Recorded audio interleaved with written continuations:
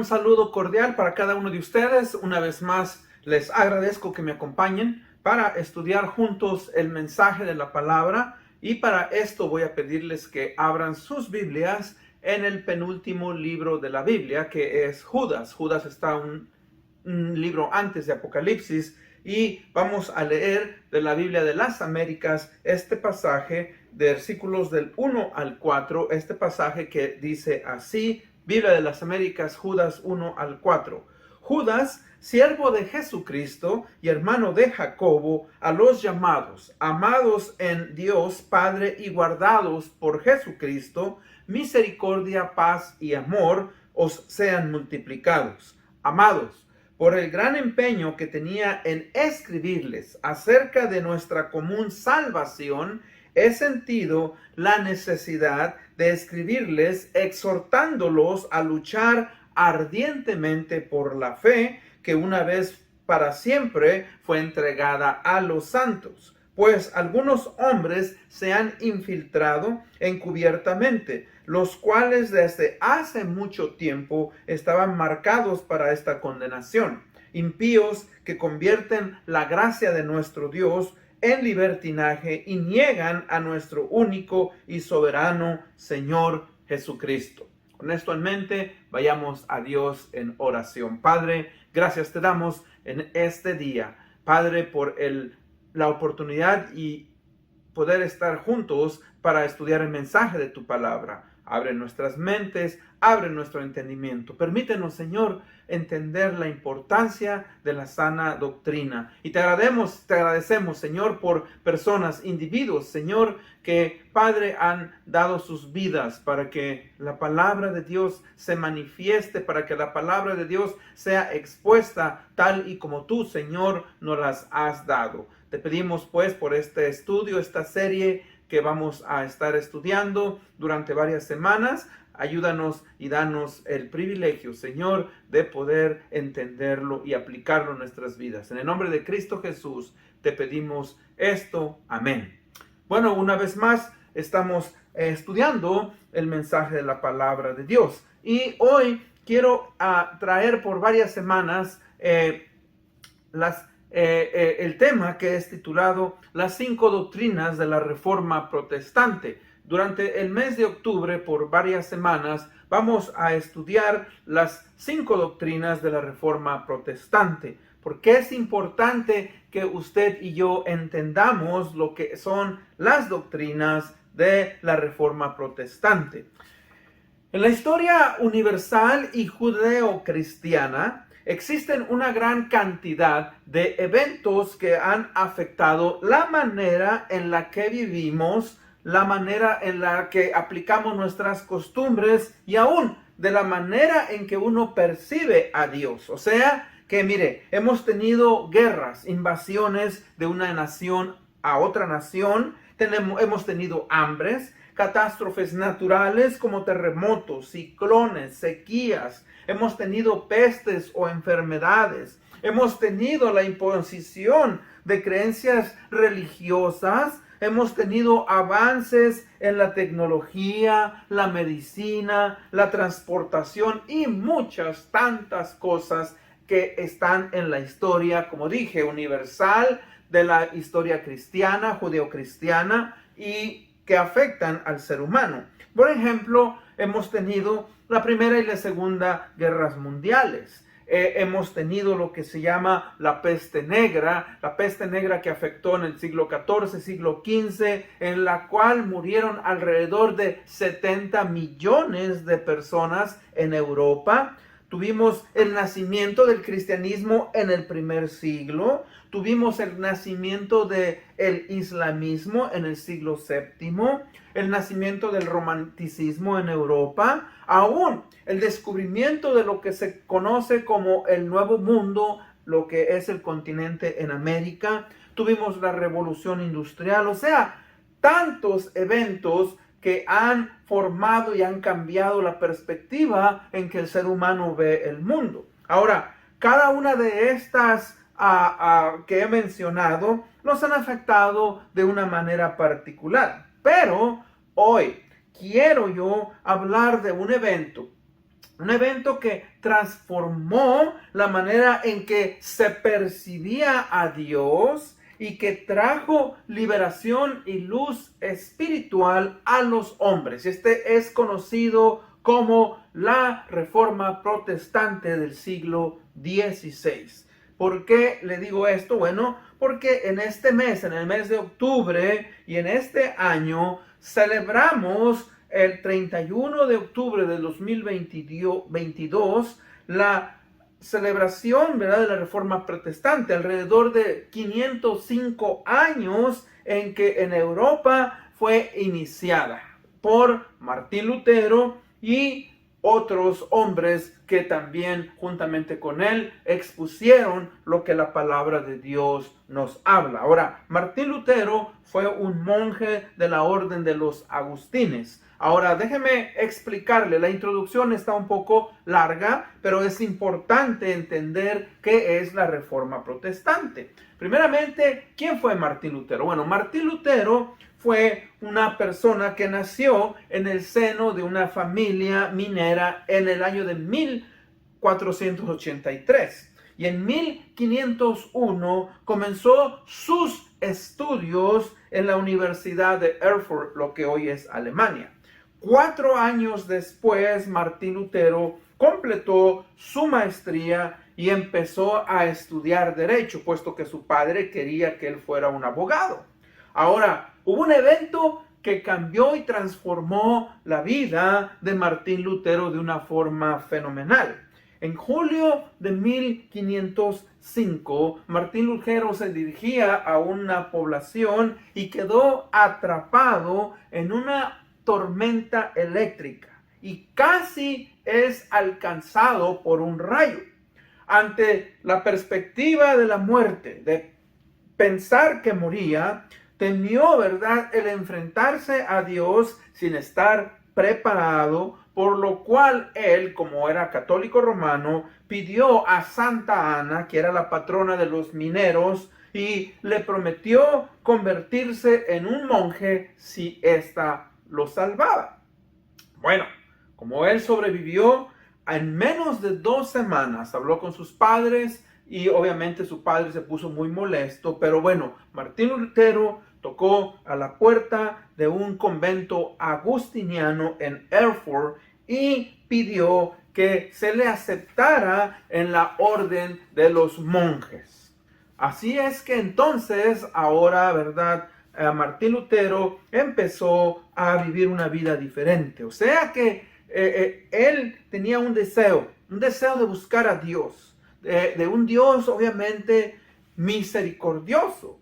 Y obviamente que él tenía miedo de perder su alma después de la muerte y pues él empezó a experimentar la vida religiosa dentro de los muros del monasterio agustiniano. Desde el principio, el joven Martín Lutero se mostró como uno de los mejores discípulos, obediente, sujeto, ¿verdad?, a sus superiores. Por ejemplo, él ayunaba, él rezaba durante 6 horas al día, meditaba y reflexionaba sobre lo que era, ¿verdad?, tener una relación con Dios, de acuerdo a la manera en que él lo veía. Ahora, fíjese que cuando él llegó a cambiar su manera de ver a Dios, él escribió y dijo lo siguiente, dice: si alguien consiguió entrar en el cielo siendo monje, yo también quería lograrlo.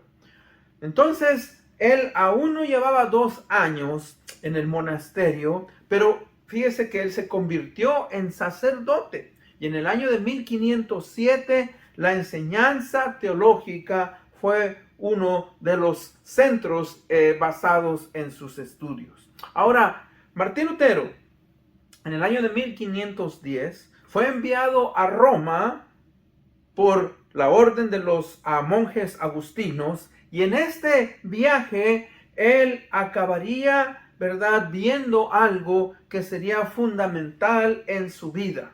En aquel momento de la historia de la Iglesia Católica Romana, la iglesia pasaba, ¿verdad?, por grandes dificultades financieras, provocadas por la costosa construcción de lo que hoy conocemos como la Basílica de San Pedro. Ahora, para conseguir dinero, los líderes eclesiásticos introdujeron, ¿verdad?, lo que se llamaba la venta de las indulgencias. Esto quiere decir que, de acuerdo a la doctrina, a doctrina católica romana, el perdón de los pecados podría conseguirse de dos maneras. O bien, ¿verdad?, obrando de una manera justa o también pagando a la iglesia. Ahora, ¿cómo es que se hacía eso? Bueno, el precio del perdón se podía fijar de acuerdo, ¿verdad?, a lo que uno daba o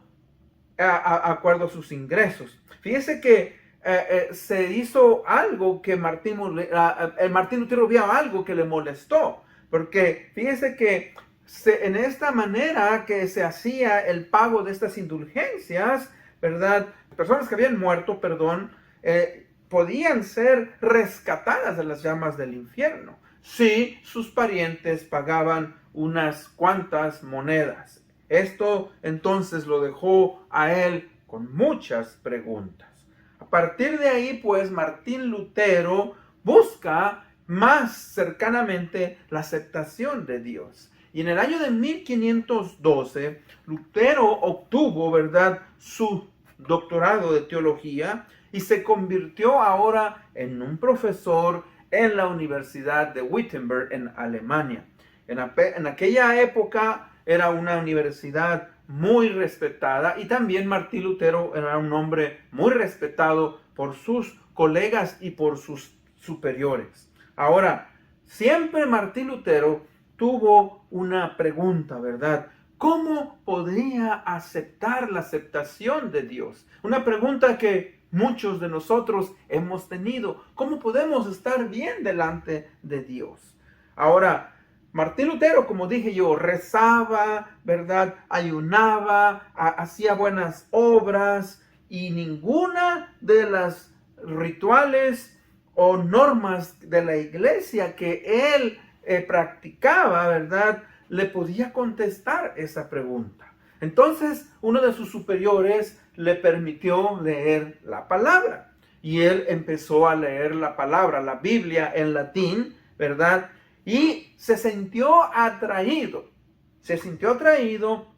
especialmente por la carta del apóstol Pablo a la iglesia de Roma, lo que nos conocemos la carta a los romanos, y donde él se encontró con un pasaje muy importante, Romanos 1, 16 y 17, que dice, porque no me avergüenzo del evangelio, porque es poder de Dios para salvación a todo aquel que cree, al judío primeramente y también al griego o al gentil, porque en el evangelio la justicia de Dios se revela por fe y para fe, como está escrito, mas el justo por la fe vivirá. Y este pasaje se encuentra obviamente en el Antiguo Testamento, en el libro de Habacuc. Entonces Martín Lutero leyó este pasaje una y otra vez. Y el teólogo Martín Lutero entendió a través de este pasaje lo que vendría a ser entonces el núcleo de la Reforma Protestante.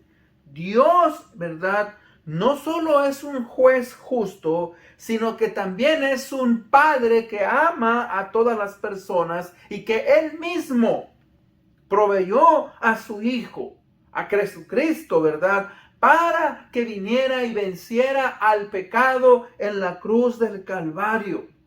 Este pecado es lo que separa a los hombres de Dios.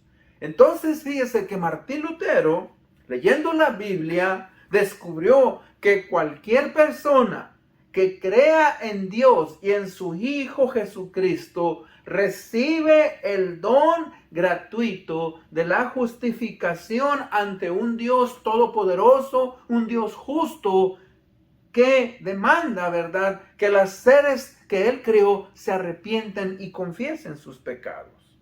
Entonces, al leer la palabra de Dios y este pasaje, Martín Lutero entendió que por fin había encontrado la respuesta a su pregunta. O sea, la salvación se alcanza por gracia divina a través de la fe. Gracia divina y a través de la fe.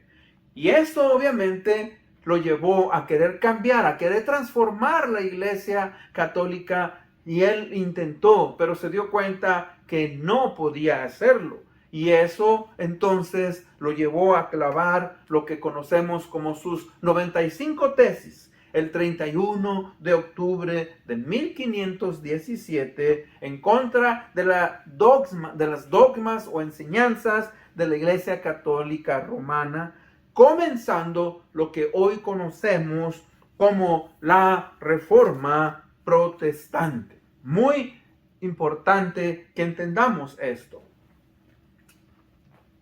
Porque hoy la libertad religiosa que tenemos, ¿verdad?, viene a través de esta y otras personas que tuvieron, ¿verdad?, que ponerse firmes en contra de lo que se enseñaba de la palabra de Dios. Ahora, vamos a responder la pregunta: ¿qué significa la reforma? Bueno, la palabra reforma puede ser vista desde varias perspectivas. Primeramente, cuando decimos etimológicamente la raíz de la palabra. La palabra, ¿verdad?, reforma significa devolverle su forma a lo que se ha deformado. Y en este caso, ¿verdad?, la enseñanza bíblica controlada por una iglesia obviamente había sido deformada y había que darle nuevamente su forma bíblica.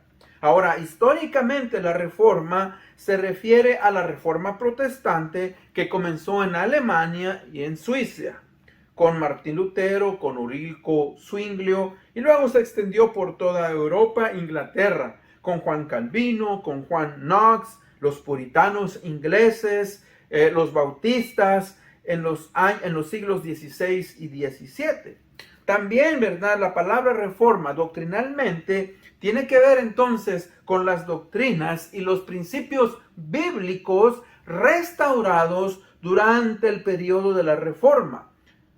Porque recuerde, durante casi un milenio, la Iglesia Católica Romana había ejercido un control sobre los creyentes y había desviado la verdadera enseñanza de la palabra de Dios. Esto también es conocido como, ¿verdad?, la etapa del obscurantismo. Espiritualmente es el resultado de la transformación constante, ¿verdad? O sea, que estas doctrinas y principios, al ser aplicados, producen en el cristiano y en la iglesia, ¿verdad?, las enseñanzas implementadas que están fundamentadas en la palabra de Dios. Ahora, al haber iniciado la reforma alrededor de hace 500 años, 505 para ser más exactos, ¿verdad?, hubo ciertas consecuencias. ¿Cuáles son algunas entonces de las consecuencias de la reforma? Bueno, recuerden, como consecuencias de la reforma nacieron 5 frases célebres que marcaron la historia del cristianismo de una manera bíblica, y se comenzó nuevamente a extender el evangelio en Europa y como consecuencia en el mundo entero. Estas 5 frases fueron formuladas por los reformadores como la base de la vida y práctica de la fe cristiana, del creyente en la palabra de Dios. Y estas son, ¿verdad? Recuerden, sola escritura. Ahora, déjenme definir primeramente la palabra sola. La palabra sola en latín, traducida al español, quiere decir solo o solamente.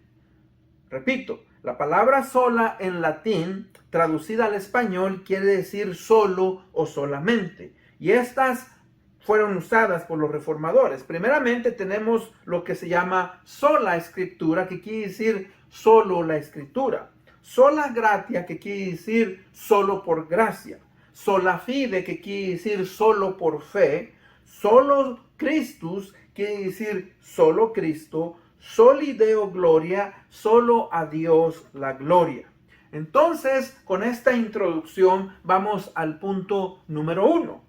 Punto número 1. La mayoría del tiempo en hoy, ¿verdad? Tiene que ver obviamente con la introducción, porque es importante entender, recuerde, la historia cristiana. La historia cristiana es tan importante como la historia universal. ¿Por qué? Porque nos permite ver qué cosas han acontecido, qué errores han habido en la iglesia, cómo la iglesia se ha desviado, cómo la iglesia ha regresado y cómo la iglesia el día de hoy puede ver al pasado y aprender para no cometer los mismos errores.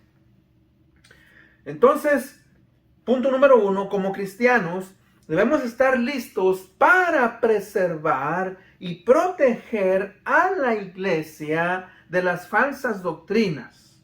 Por eso leímos aquí en Judas. Ahora, este libro, rápidamente, en este libro, ¿verdad? Usted vemos que dice aquí, Judas, siervo de Jesucristo y hermano de Jacobo, a los llamados, amados en Dios Padre y guardados por Jesucristo. Misericordia, paz y amor les sean multiplicados. Ahora, en este pasaje, usted que acabamos de leer, nos vamos a dar cuenta primeramente del escritor. Ahora, este Judas, obviamente se cree que no es, ¿verdad?, el otro discípulo del Señor Jesucristo, un Judas que lo traicionó y se ahorcó, y luego estuvo el otro discípulo. Se cree que este Judas es el medio hermano del Señor Jesucristo. En Mateo 13:55, ¿verdad?, se le pregunta, y ellos se sorprenden y dicen, ¿no es este, hablando de Jesucristo, el hijo del carpintero? ¿No es su madre María y sus hermanos Jacobo, José, Simón y Judas? Usted también lo puede encontrar en el Evangelio de Marcos,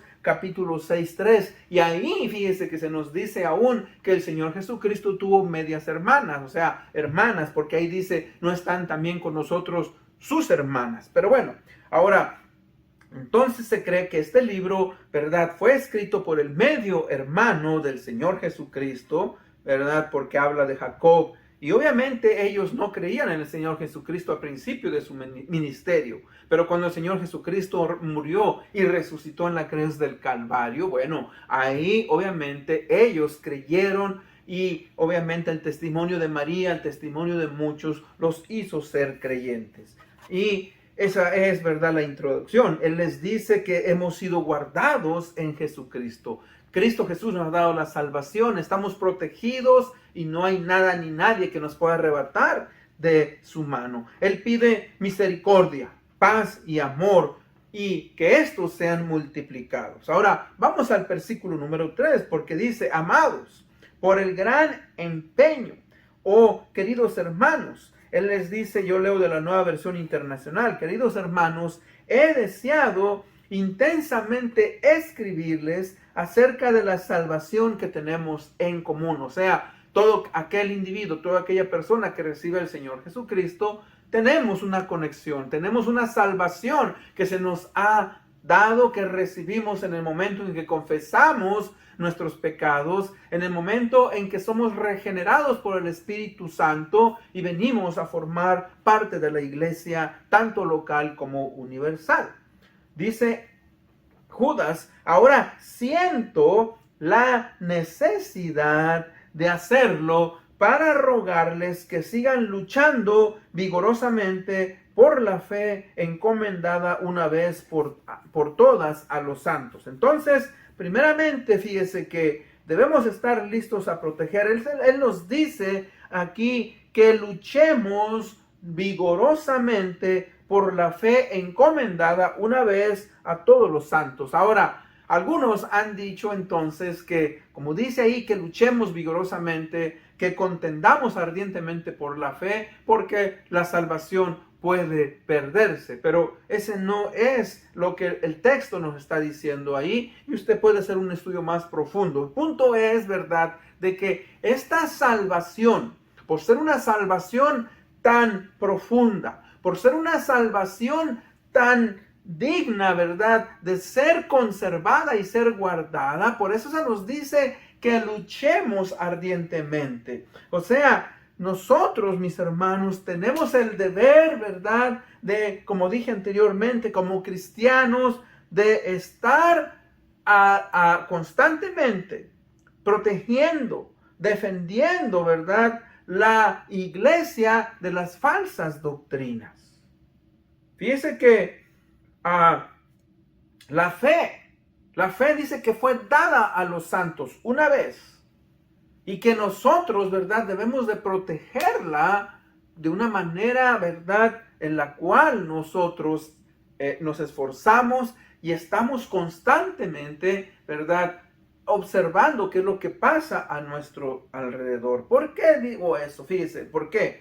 Porque esa fe fue transferida a los apóstoles, a los creyentes, a los nuevos creyentes, y de la misma manera que fue transferida a ella, es transferida de generación en generación. Y si nosotros no hacemos un énfasis en protegerla, en mantener esa sana doctrina, podemos desviarnos y podemos caer en herejías, enseñanzas que van en contra de lo que tenemos en la palabra de Dios. Y eso fue lo que hizo la reforma. Fíjese cómo la iglesia en Roma se había desviado, de tal manera que, ¿verdad?, ahora, eso es lo que pasó con Martín Lutero, cuando él fue enviado, cuando él vio cómo, ¿verdad?, se pagaban las indulgencias o las bulas, porque él escuchó, ¿verdad?, a uno de los representantes de la iglesia que decía: cada vez que una moneda cae en el cofre,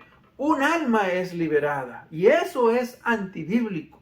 Digo antibíblico, ¿por qué? Porque para poder ser salvo, una persona, un individuo necesita ser regenerado por el Espíritu Santo, ser convencido, y uno confiesa sus pecados, se arrepiente y viene uno, ¿verdad?, a través de la fe y a través de la gracia, a venir a ser transformado de la manera en que uno vivía, y empezamos ahora, ¿verdad?, a ver la vida de una manera totalmente diferente. Y eso fue, ¿verdad?, lo que Martín Lutero hizo. O sea, que tenemos que tener cuidado, porque las falsas doctrinas siempre han tratado de infiltrarse y se han infiltrado tristemente en las iglesias. Algunas iglesias han podido resistir, otras iglesias se han desviado.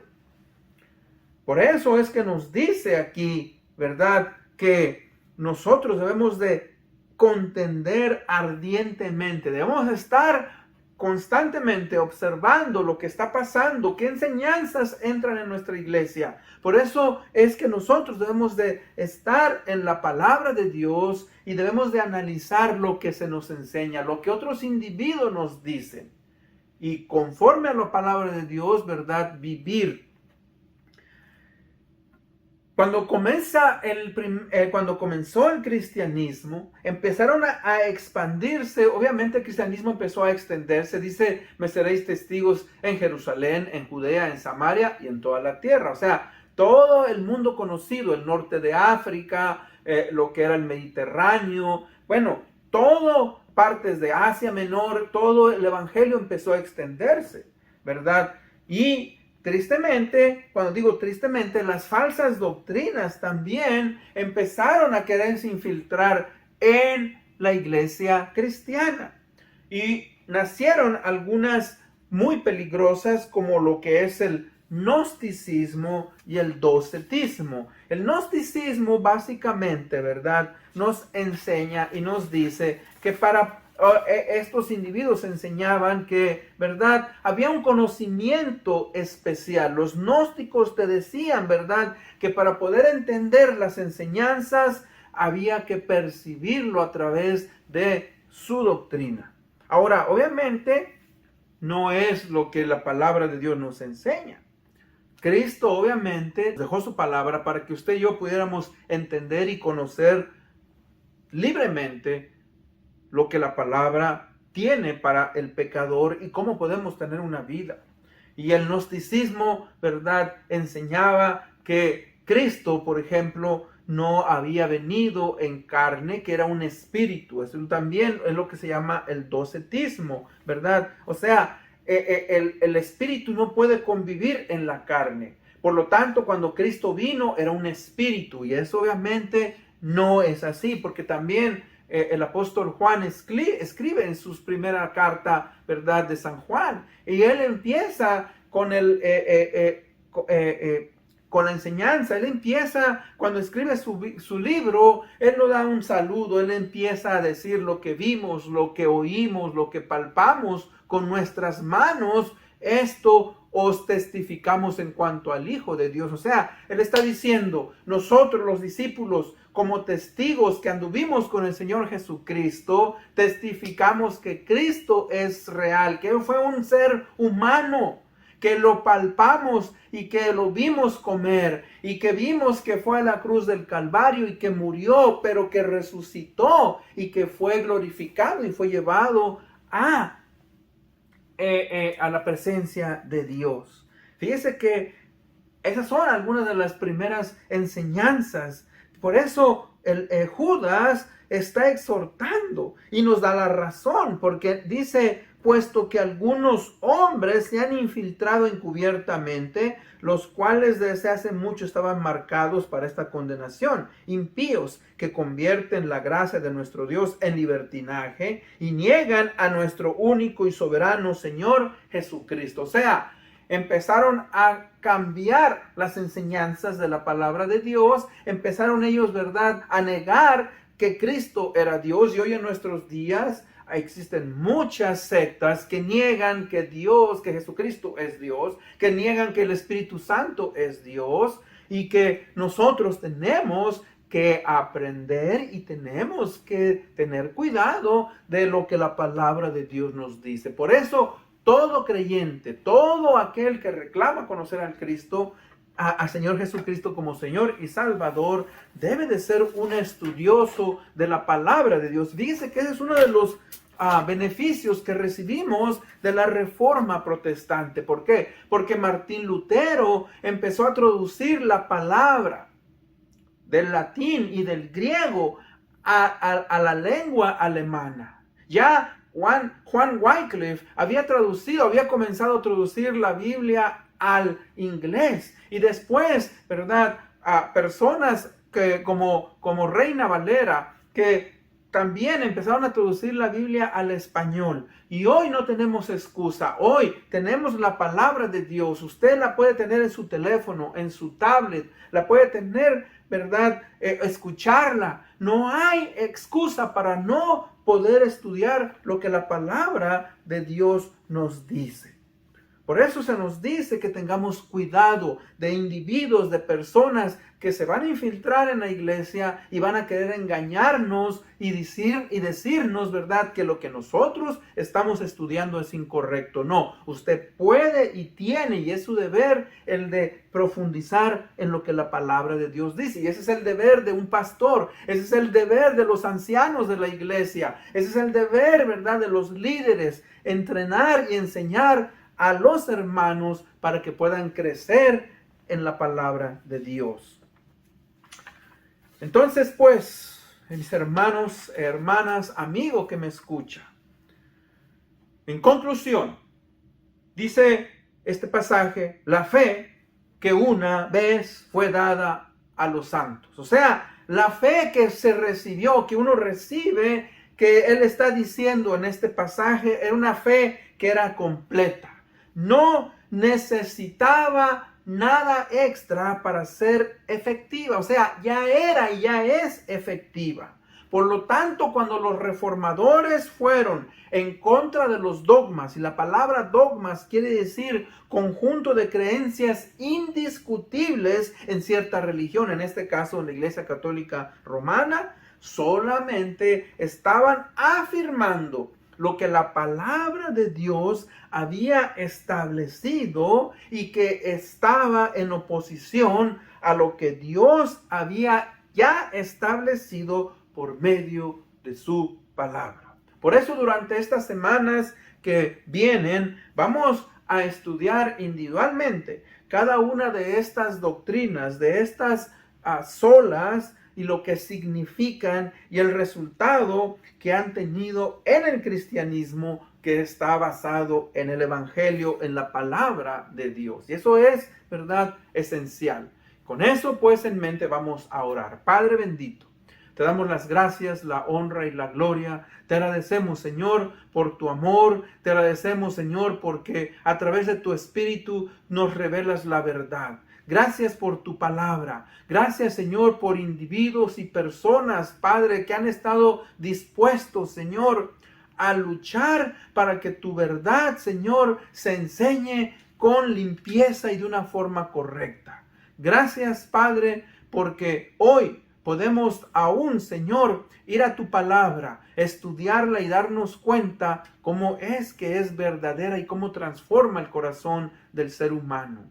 Te agradecemos por ello. Abre nuestra mente y nuestro entendimiento para poder seguir siendo transformados. Lo pedimos esto en el nombre de Cristo Jesús, nuestro Señor y Salvador. Amén. Bueno, una vez más, les agradezco que me hayan acompañado. Nos vemos hasta la próxima. Bendiciones.